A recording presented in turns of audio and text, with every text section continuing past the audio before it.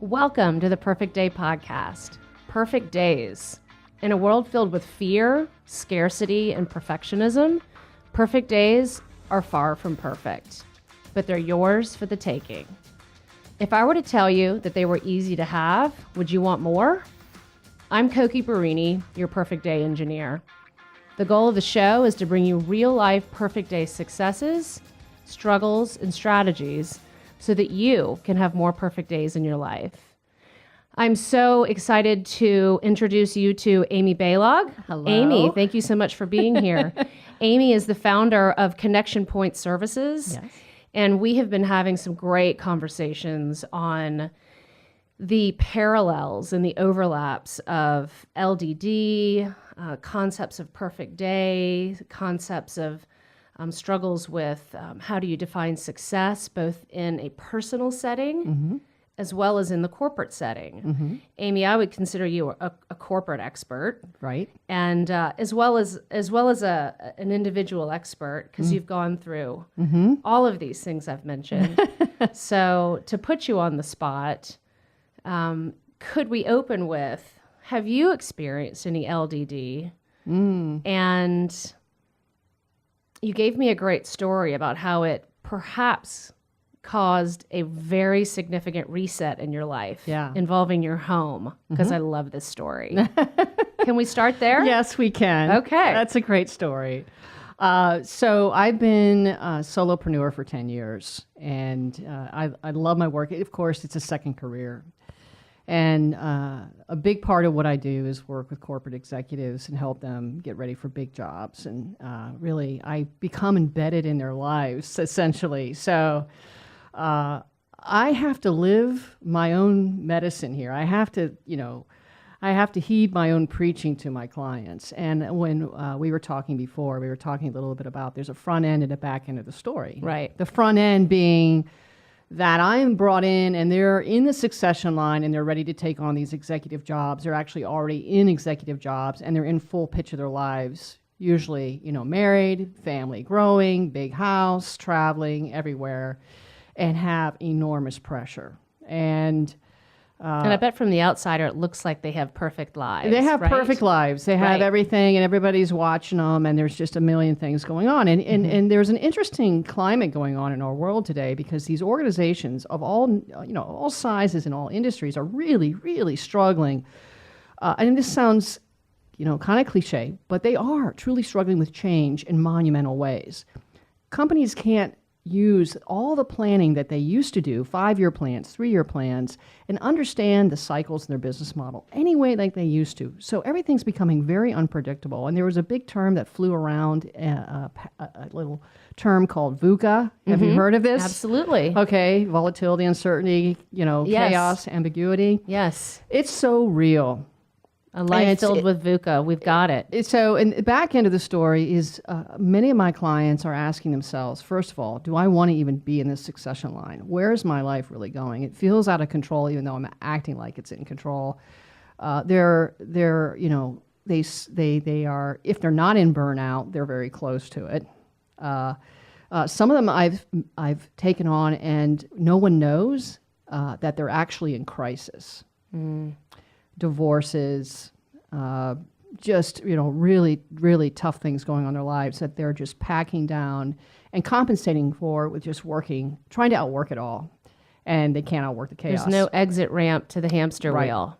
But they don't have to necessarily pull a ripcord. And what we discover is they can stay where they're at, but rediscover themselves and understand the capacity of their leadership in different ways. So how that leads to my story is obviously when I'm doing this work, I have to be real. I mean, I can't, I have to be in a real place, and I have to live what I'm talking about. And so, a couple of years ago, I took a term that is out there called it's in the energy industry, clean energy, and I adopted it inside my practice. And I think it relates a lot to what you're teaching and giving back to the world right now. And clean energy is when you're in a clean energy state, you're very well rested, you're highly present, you're focused, and you're ready to give to the moment whatever the moment demands. And you're in a really open and good place. And there's nothing else swirling around inside of you that's going to hold you back from this moment. And you're cool and you're good. And to be in a clean energy place, you have to really manage your life around that. It's just not like something you can turn on. It has to simply be in you. And I started thinking about this because when you walk into a room and you're in a clean energy state, people just know it. You know, you just do things differently. You can listen to people. You can engage differently. And I started really questioning whether I was in a clean energy state. So what happened was, you know, my practice, thankfully, and I'm very thankful for this. I have so much gratitude for what's happened in my practice in the last 10 years. I got great clients and I'm busy and I've been running. And, you know, when you work for yourself, you know what this is all about. I mean, you're doing everything. And I was living in a pretty good house. I loved the house, and it was a lovely yard and everything that was going on with the house, 5 bedrooms and all the stuff that we had with that and the neighborhood and everything else that was going on. It was just great. But it was starting to create this creepy tension, like, oh, I can't get to everything that's in here. And I have all this going on in my practice that's so creative and cool. What do I do? And I started to feel like exhausted. Like literally, I would go home and open up a closet and like, oh, I gotta shut, you know, it was just too much stuff, too much going on. Was there an aha moment? Yeah, my husband. Was there, you know, a pipe burst or? No, I think my husband had put out mulch one day and he came into the house like covered in mulch, like almost like a raccoon, you know, and he was just looking at me and he was like, you know, sweating with mulch like pasted to him, and he's just looking at me and I looked at him and we're doing all these things, and then I got to be up until midnight to get to my practice, you know. I'm like, we're looking at each other, it's just two of us. It's like, this is crazy. Maybe you were working for the house. Yeah, exactly. And the house not working for you. Yeah, and even though there was things about, certainly they were lovely things, you know, but I needed I needed a staff at that point, right? Yeah. So it gets ridiculous. Well, what you did was huge. So, yeah, we decided to put the house on the market to see what would happen, and we didn't know. It was before the presidential election. Okay. So we didn't know. I mean, but we got a really good offer. And the thing that was amazing is they ended up buying almost all our furniture and all our stuff as well, which was really like, wow, that was meant to happen. I actually got invited back. So it's really funny to go back to your old house, have a glass of wine, and all your... That's really nice. It's like, this is really weird. Like, that color looks nicer in the kitchen. Yeah, they did a much better job. They're much better decorators. So when you told me that you put the house on the market and you sold absolutely everything, and now you live in this beautiful condo in the sky. It's called the cottage in the sky. I'm sorry, the cottage in the sky. I mean, just the sound of it. You can just tell how much of a right decision and the clean energy that must exist in your kitchen in this cottage in the sky, which is your favorite place, right? Yeah, exactly, the cooking. So we simplified our lives. We left over 3,800 square feet down to 1,200. It sounds like heaven. So, and we just made a really, and we can look above the trees, but the big piece of it is these powerful decisions you have to make to be able to create a perfect day life for yourself. You know, it's not, you know, and this is make these really big trade-offs. And I think that was, if we hadn't come to this, because the other thing that was driving the decision is, as you probably see, is the traffic in Atlanta. Yes. It's getting really intense. It's a whole job in and of itself. Right. I talked to a client last night. She takes her 2 hours to get home. I wouldn't do it. And so my gosh. Right. So that was another part of it. And we just started, so 1,000 things changed pretty much overnight. And it sounds like you already have honed this idea of being super connected to your values, because I know this is what you do for your corporate clients. Mm-hmm. I imagine that the listeners are out there saying, oh my God, do I have to sell my house, you know, in order to have a reset? You know, I call what you did as a reset. Some resets with framework are awesome. Mm-hmm. Most resets that I see from entrepreneurs to C-level execs are Band-Aids. Right. A reset without framework, I say often, is just a Band-Aid. Your reset of selling the house had framework because it was not connected to your values of clean energy and serving your life. Right. So I love that that values piece that you brought up earlier. When we were having the values discussion, we also were talking about success. Yeah.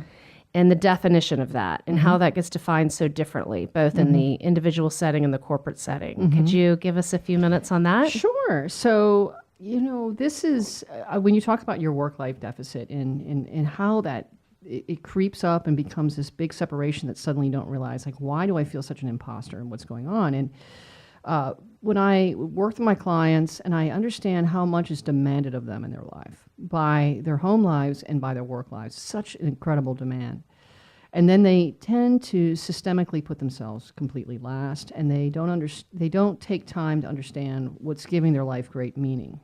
And success is an interesting little deal because we can let the world define success for us very easily. You've had a stellar year, you got the promotion, you have this big bonus in your bank account, you were able to take the big vacation. A 4,000 square foot beautiful home and a beautiful yard. You could buy the Tesla, everything that goes, all the little stuff the stuff that stands up for that. But what I love to be able to do with my clients, that's such an elegant and simple exercise that sort of begins to set the foundation for a reset, maybe, is I have them do an exercise and say, okay, I want you to answer a couple questions. I want you to answer, what is success very in this role? And so, of course, they can easily give me that. Like, yeah, they made the numbers, all the things that were success. What is success really in your career? Okay, that might change it a little bit. What do they really, really want with it? But then what is success in life? And it was always really fascinating when we work through these questions is how they really come away and say, wait a minute, look at this. Like, how can I do all this? And it's not necessarily that they need to take drastic action. I had a client who I took on, and he, when I first took him on, he was, literally in the middle of getting a divorce. He was just working around the clock, and he was putting in all these hours trying to do all these things for all these people. And when we really went through this exercise, we were able to completely redefine how he was living his life and executing his leadership based on his true definitions of success. And here's the amazing thing. He literally pulled back 25 to 30% or more of the hours he was working. And guess what happened? I'm on the edge of my seat. Nothing. Like, nobody even noticed. Right. Yes. So, I mean, he was... From the corporate setting, nothing happened. It was like he was just doing all that. And it wasn't like, this... And he realized, he's like, what was I doing? And probably that 30% of the time, they're like, glad Bob's not here. Yeah. So he was able to enough of him being around all the time. Right. And then we just shifted all his energy from just, putting himself through these incredible paces to just being far more clean energy into these meetings and giving something entirely different in these meetings. And his meetings became something else. They became so much better. And then over time, what success was for him was living those little things every day. So he took his little girl ice skating, he started doing things that he never gave anybody his presence or his time to. And his life repaired. That's beautiful. I have a good friend that was... who's been on a podcast. His name is Tommy Breedlove. Yes. We've had Tommy on the show. You've had Tommy. Yes. So Tommy says, participate in your own rescue. Yes. Okay, and that's what happens when you really get real about all this stuff. Yes. So Bob rescued himself by taking his daughter ice skating. He started just living his success in little pieces every day. And that became, like, over time, is what you describe as a reset with framing. It just sort of became that for him. Amy, I love the stories. We've got to go to break. Amy and I are going to talk more about more tips and strategies that we can share with you when we come back.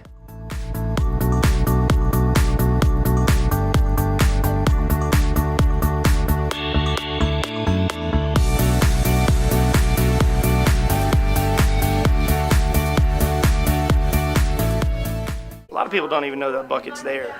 They don't know that it needs filling. They don't know how good they're going to feel about doing things for other people. And that might be a selfish way to look at it, but it does feel good to help others, no matter what you're doing for them. It's something as small as sending them a toothbrush and some toothpaste, or putting together a little goodie bag with Band-Aids, or hygiene products, anything like that. and teaching your kids to do it at a young age too. I had a wonderful lady in Florida. Her area wasn't affected by Irma that bad, so she knew that there was a ton of stuff going to Florida that may have been allocated to Texas, and efforts were kind of diverted. Texas was kind of left behind, and so her and her little girl sat on the floor and made hygiene bags with Ziploc bags, and all from stuff that was donated to them by people in their neighborhoods. So, just the slightest thing can go a long way, especially when it comes to trying to make it a habit of doing stuff for other folks,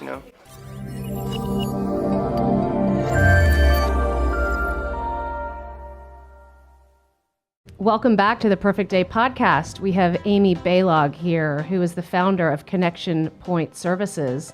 She is a leadership and executive coach and has a unique focus on helping leaders lead to center. So I hope we get to that. I do want to talk about leading from center because that's powerful.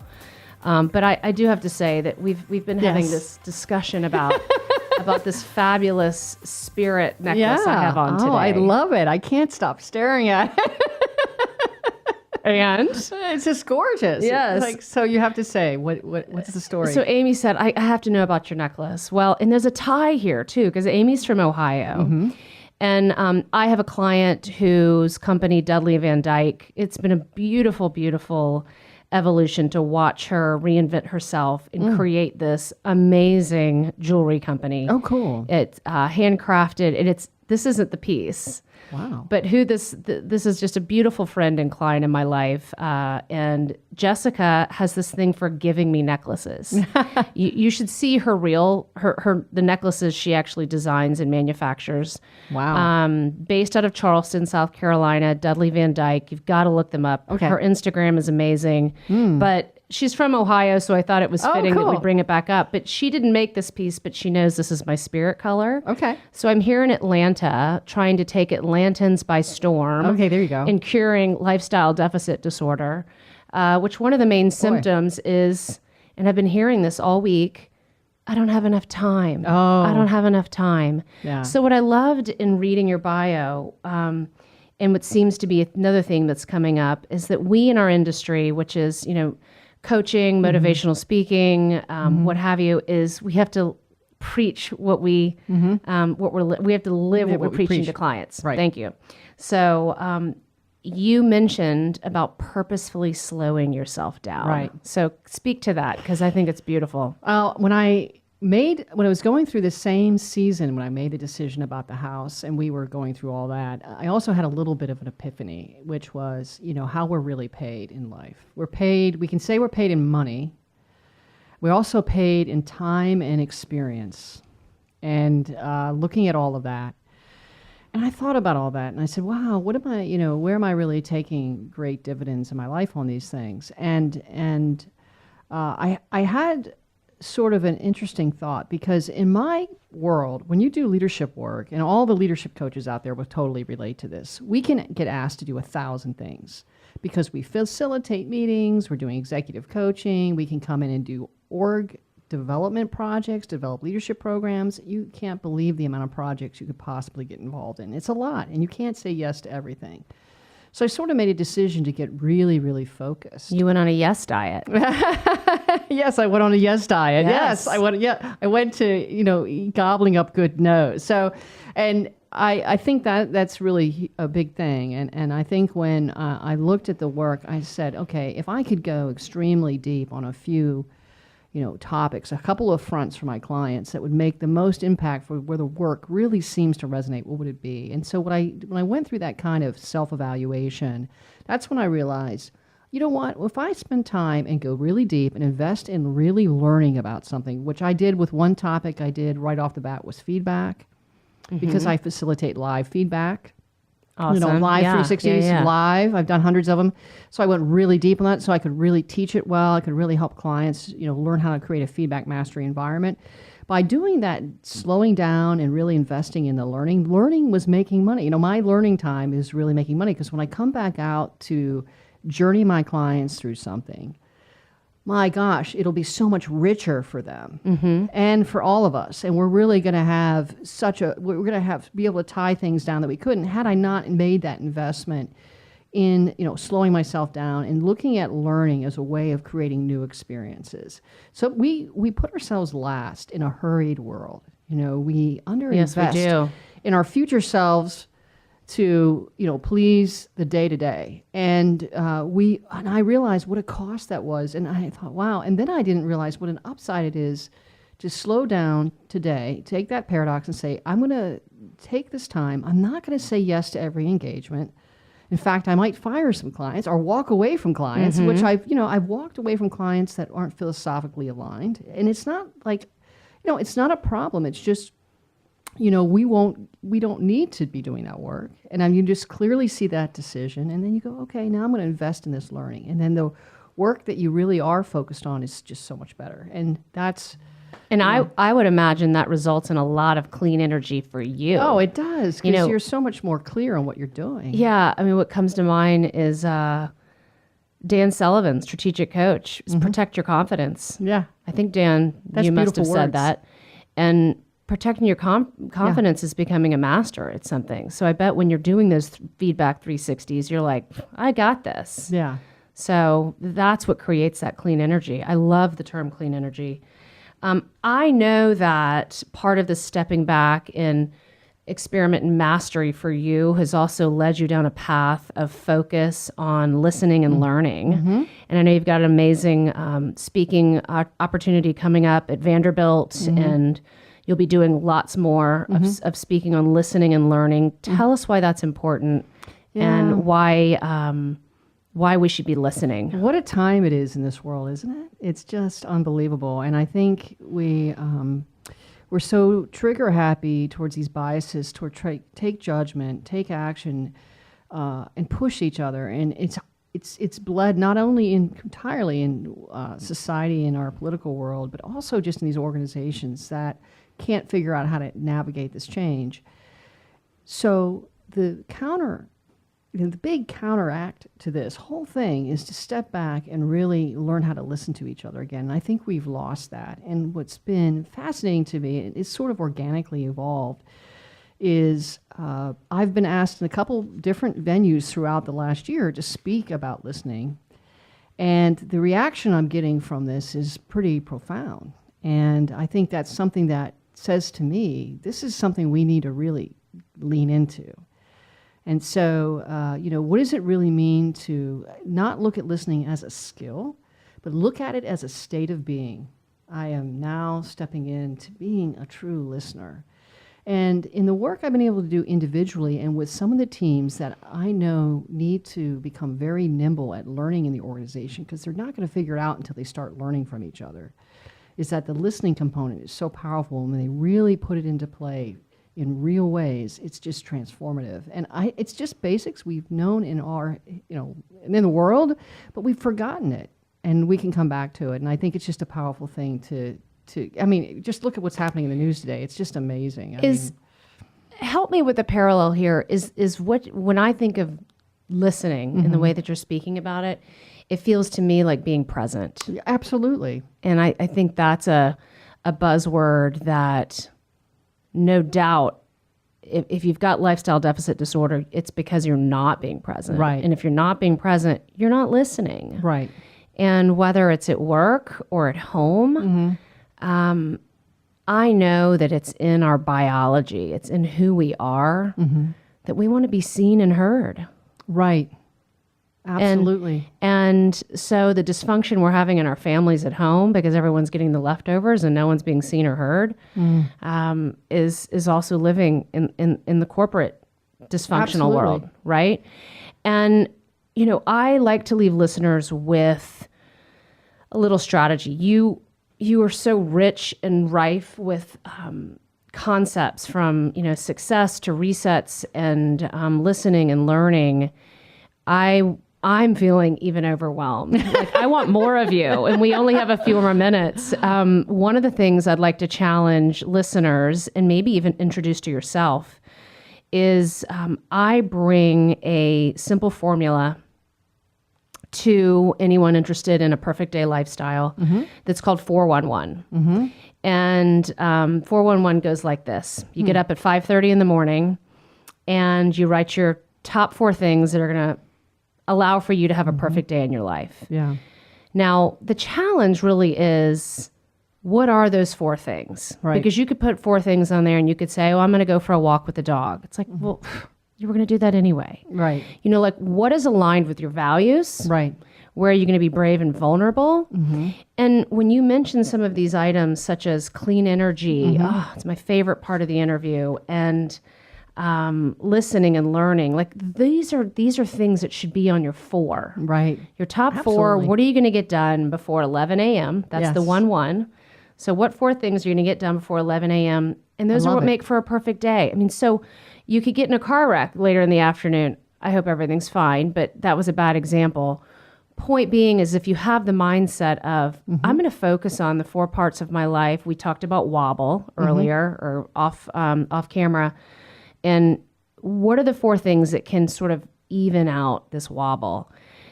So I hope you'll join me for 411 Live one morning. Yeah. We do it on Facebook. I'd love it. And I know you're connected on social media, because Right. I follow you on Twitter, Balog. So it's where I read about your listening and learning and about you speaking at Vanderbilt. And it's actually where I think I heard that you've got a book in the works. I know. And I do. know you're cringing. I am a little bit. But So you've got a book in the works. Yeah. I'm going to give you something funny, which is, so Perfect Day, which is why we're all here, right? Perfect Day. Do you want to know what the working title for Perfect Day was? what's that? So I managed in finance so I wouldn't get screwed. So I'm going to put the pressure on. What's the working title of your current book? Oh my goodness. Well, the working title is Lead from Your Center. Awesome. And- Okay. And that's truly the working title. And I bet it that's really where is I bet that's where you'll land, because It that's a is. beautiful name. Yeah, and it is about what I've experienced with my clients for 10 years, and The part world of, needs to hear that. yeah. Yeah. It is really what's really been unfolding in a world where we don't easily find our footing like we used to. So I like taking people from what I call state A to state B, which is LDD to perfect day. Yeah. Are they those kinds of clients' experiences in the book? Oh, absolutely. Okay. Yeah. I love that, because Yeah. that's like, yeah, this is real. This is vulnerable. Yeah. This happens. These are the struggles, and this is where you can end up. And are there tips and tools and how they do that It's in there? actually there's about what it means to become real against becoming harnessing 3 forces that we all actually have in each other. We all have these forces. What are the 3? I'm writing. A force of calm. I want to write it. Okay. A force of clarity and a force of conviction. And we The 3 C's. Yeah, Calm, clarity, conviction. Yeah, we have those, and we have unique ways of coming up, but we can come at them, and we can come at them in incredible chaos and with unbelievable demands, and almost in no-win situations. And we can do so much more than we realize. Yeah. In a world filled with chaos, we all need perfect days in our life, and we can Yeah. do them with little, easy, simple steps. Right. And everyone should not be overwhelmed with the concept of perfect day. You've lived Right. it. You've done it. You've done a big reset of sell the house and go live in the cottage in the sky. Yeah. Give us one last small example of a perfect day for you, of a component of a perfect day. Well, I walk across the street to Whole Foods. Yeah. Okay. I get some really cool clean eating ingredients. Nice. Clean eating ingredients, and just take it straight home and just make an unbelievable, whip it up really quick, delicious dinner, maybe something with like a compote on it or something really tasty, very healthy. And my husband and I sit down, eat it, and watch the sunset. It's fabulous. Do you see it? Now, it does sound easy, and it's a beautiful recipe for a perfect day. But to get into that mindset, I bet took you a while. So that's why we're here. We thank you for sharing. It was awesome. Amy Balog with ConnextionPoint Services. You can find her at ConnextionPointServices.com. Yeah. Yes. Thank you so much, Amy. Until we talk again, make it a perfect day.